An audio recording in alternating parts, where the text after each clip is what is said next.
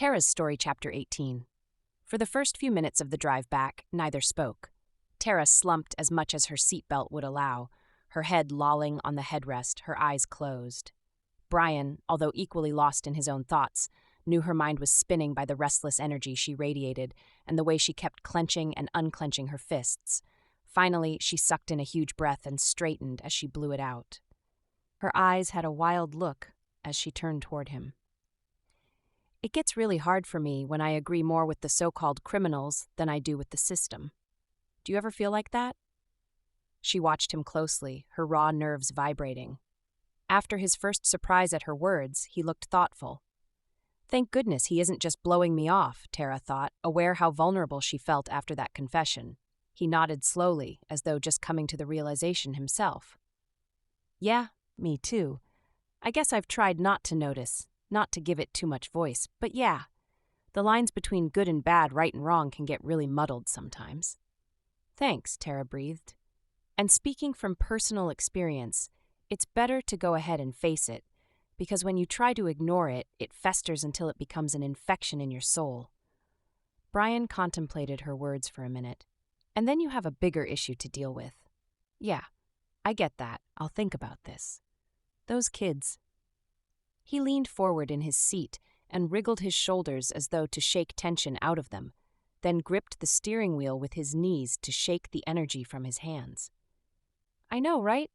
After what they've been through, skimming a few mil to support an organized attempt to fight such violent oppression doesn't seem like such a horrendous crime. It's brilliant, actually, since $1 or $2 from each account doesn't have much impact. Most people never notice or think it's not worth digging into. The problem is, she shook her head sadly. Brian took up the thread. The problem is the slippery slope. Once you get comfortable with a little bit of crime, you start to get comfortable with a lot more. That's when people do get hurt and bad. Yeah, you can't say that taking a whole city down isn't hurting people. And once you scale up, you have to partner with people whose motives aren't anywhere near good. Terra's eyes looked tired and her face sagged. It was sad, and a little scary, too, to see where they crossed the line from righteous anger to revenge, Brian pointed out. It was also interesting to see how they responded when you changed your approach, Terra, when you stopped the hard-edged defense they expected and shifted to empathy. Even in the beginning, when we were interrogating them separately, they had the same reaction. Brian pursed his lips, remembering. Yes, they were stiff and rigid, resisting the aggressive questioning, then suspicious when I sat and became human. Yet you could see an unconscious relaxing in their bodies. Even though they didn't trust me, they still let down their defenses a little. And then when you started in grilling them, they energetically aligned more with me. Sitting there with them, watching you striding around shooting questions at them. She sighed and rotated her head, rubbing her neck where the muscles were still tight. It doesn't always work, though, does it? It did today because those two aren't fully hardened yet. I'm going to see if the information they gave us today will help mitigate the seriousness of the other charges. Brian made a mental note to call the prosecutor. I hope so, Terra admitted. I also hope Joni can track down these other cyber thugs, find out if they're known perps, whether they've done serious damage beyond financial. Are they freelancers available for hire, or do they pull off these jobs for more violent revolutionaries? She turned toward Brian. What's your gut say? He checked in. I think in this case, they kinda lucked out with their naivete and pain. If they hadn't got caught early on with the black swans, they would have gotten sucked into working with revolutionaries like the ones we're dealing with now that wouldn't stop at poisoning a city's water supply. Brian's mouth was a grim line. They're technologically sophisticated enough to create a hologram of a plane crashing into a skyscraper while the demolition devices collapse it, but at that level you're dealing with covert governments. A bigger, more dangerous game. Terra shuddered. This is bad enough. No more 9/11s, please. She looked at her watch. We've got a couple of hours. Let's grab a sandwich and swing by the water purification plant. Good idea. Hey, is that Subway shop open? Looks like somebody's inside. He slowed as they approached. I'll go see, Terra replied, one hand already opening the door. Looks like someone's behind the counter. What do you want?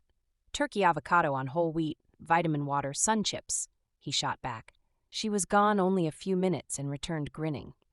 He's keeping track the old way, with pen and paper. Bless him. Doing a decent business, too, since so few places are open. The yummy smells were making her mouth water and her stomach grumble. Turn right at the street above the water plant. There's a hill where we can see most of the compound. Maybe that will help us think. They sat on the hood of the sedan, scanning the scene below, and occasionally the clouds that still hung heavy over the city. They were nearly finished eating when Brian went on alert, suddenly still and focused. Do you hear that, Terra? At first she couldn't hear anything, but then the metallic whine of a small engine pierced through the gusts of wind. It's a drone? Look! She pointed to a speck in the sky bouncing in the wind as it circled above the water plant. She jumped off the hood and jerked open the side door to rummage in the glove box, returning with a pair of binoculars. She focused on the drone. I can see its camera. Here, Brian, what do you...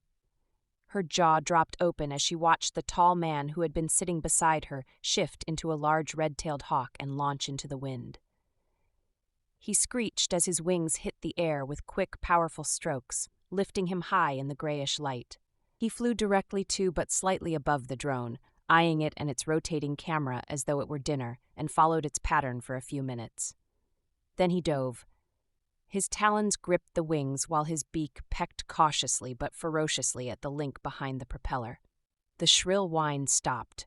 Circling once above the hill where the sedan parked, he swooped low and gently released the device on the ground beside Terra. She ran to pick it up, and by the time she looked up, Brian was on the ground and shifting back into human form. She grinned. Way cool, dude. Now what are we gonna do with this thing? Terra kept the camera pointed at the ground. Are we gonna wait and see if someone comes looking for it? He grinned, pleased that she caught on so quickly. That's the first thing. We can also backtrack the control signal, see if we can pinpoint the location of the transmitter. If they leave it on while they come looking, we might get lucky. Can you feel energy that fine? I'm getting better, but it's still intermittent for me. I'll try, Terra said as she went still and tuned inward. At first there was too much energy to isolate a small signal, but then she felt herself drawn to her right. When she opened her eyes in that direction, she saw a tall building with balconies. Movement drew her attention to one of the balconies 2/3 of the way up the building, where two figures were gesturing wildly. She took out her cell phone, zoomed in as far it would go, and snapped a photo. I think I got something, Brian. She reached for the binoculars and zoomed in on the parking area to the side of the building. Sure enough, two figures burst from the door and ran toward a van with some kind of logo on the side. The van careened out of the lot and onto the street heading toward the water plant. Brian, make a note. SOS Electrical. We're getting company and they're in a hurry. She tracked the van as it sped along the streets, heading in their direction. Oh my God, I think they're headed directly toward us. They locked eyes, realizing at the same time that they were on the perfect vantage point for anyone looking for a missing drone. Should we? Brian started, then shook his head. No, not enough time. Let's just be a couple of friends having a picnic. The car's innocuous enough. Right, but let's hide the drone. She jumped down and ran toward the trunk just as it popped open from the remote in Brian's hand. She angled the wings so they'd fit catty-corner inside, then slammed the trunk lid closed. She had just climbed back onto the hood and picked up the rest of her sandwich when she heard the crunch of tires on gravel and a dark blue van skidded to a stop beside them, kicking up a cloud of dust that the wind quickly dissipated. The doors opened and a man barreled out of each side and paused to stare at them. The one on the passenger side narrowed his eyes but pasted what could have passed for a smile on a pockmarked, too pale face. The other guy ran around the van to stop beside his partner, the soft roll of his belly jiggling. They glanced at each other, then the driver ran forward. Hey, you guys, we're looking for a drone that we were flying around here and it suddenly vanished. Like it went up instead of crashing down? Did you see anything? The fat one stopped a few feet away, panting from the exertion. Oh my God, yes, Terra exclaimed. waving her hands and pointing at the sky above the water plant. We saw it, just circling around. Then, I saw this huge bird come swooping out of the sky and grabbed it. I've never seen anything like it. It just, that way. She pointed at the sky. The two men looked dumbstruck. Brian jumped in. Yeah, I've never seen anything like it before. I was watching the drone because it seemed to be scoping out the water plant. Is that what you guys were doing? You know, there's some kind of citywide emergency going on.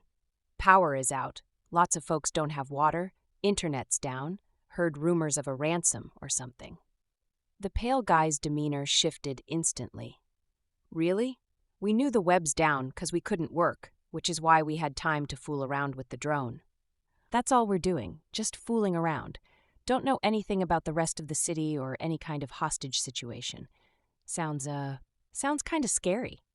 The flabby guy started to back away. Terra jumped off the hood of the car and walked casually toward them, holding their gaze while watching for sudden movement. The pale guy twitched.